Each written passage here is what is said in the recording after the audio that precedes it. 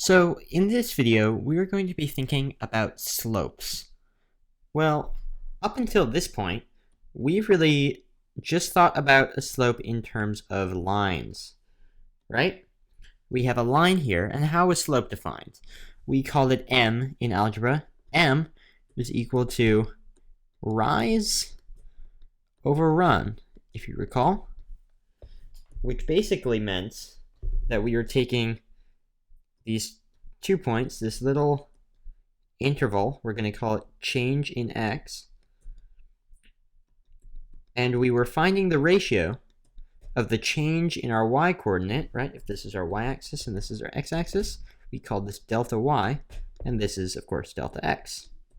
We were finding the ratio of that, so that was equal to delta y over delta x. It was a ratio between how much you go up to how much you go to the side, forward in the x direction. But in this video, I want to really think of slopes in a different manner, and here's why. So let's say, instead of a line, we have a curve. And we've seen curves before. This is a little bit of a messy curve. But we have this curve here with some function of x, f of x. Y is equal to this function. And what we want to understand is, what is the slope of this curve? Now, that doesn't make any sense right now because we've only thought of slopes in terms of lines. So I'm going to break this problem down into a couple new concepts. One of them is called the secant line. Now, the secant line is basically a slope between 2 points on this curve. So first of all, let us erase this because this will get in the way. So if we choose 2 points, let's say this point and this point, and we just make a line between them. This is what is known as a secant line. And yes, secant is also a term used in trigonometry, as is the other term I'm going to introduce. And, they have connections to trigonometry, but it's not really that important, so you don't need to think of them that way. Just don't get confused because of that. This is a different use of the word. Now, we have one other thing called the tangent line. And this is also a bit confusing at first. A tangent line is a line that basically just touches the curve at one point.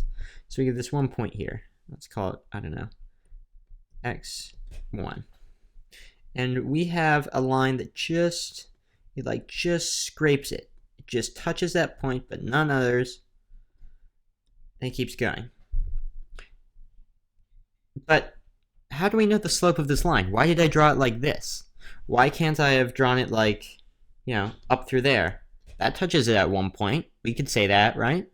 Or, some other way. Why is the tangent line, why did I draw it like this? How could we possibly define a slope for this line? How do we make any sense of it? And right now I'm just going to introduce the intuitive part of the tangent line, because in the next video, I want to delve into the actual kind of significance of it and how we can think of it that way. So I'm going to just erase these here. It's going to get a little bit messy. So we have our pretty little tangent line here, but it's still a little confusing. So the secant line makes total sense, right? How would we calculate the slope here? So just think we have y1 and y2. Those are for our points, and we have, I'm going to get rid of that x1 there just for simplification. And we have some x1 over here. Some x2, let's say, and some x1. Right? Rise over run. Delta x is what delta y is being divided by. We just looked at this. There's the slope of the secant line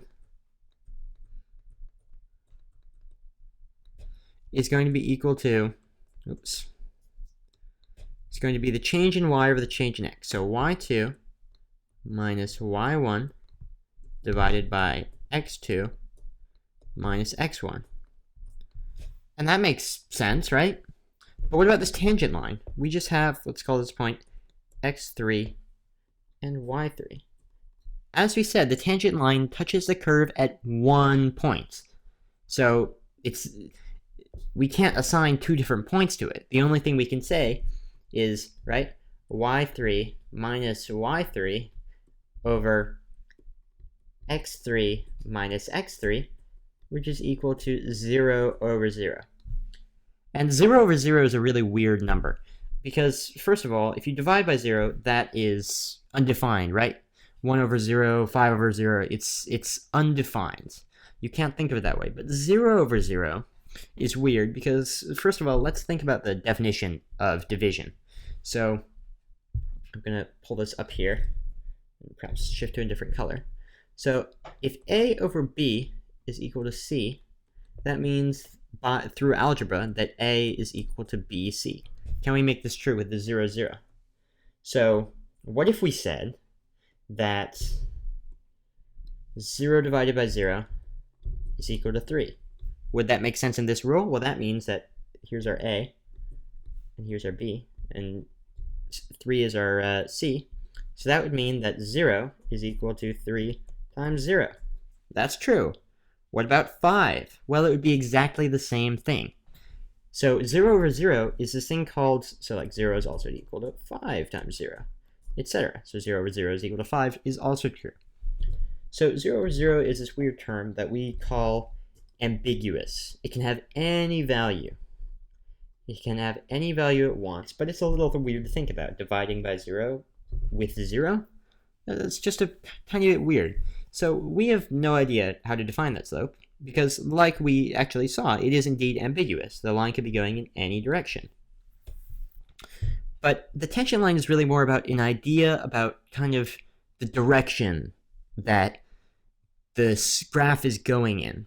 So I'm going to simplify this problem a bit more, just simplify the screen one more time so we can understand this. So let's say we have the same graph again. And I'm going to ask you, if you're traveling along this graph, just from like 0 to like the origin to this point, what would your direction be at any given point?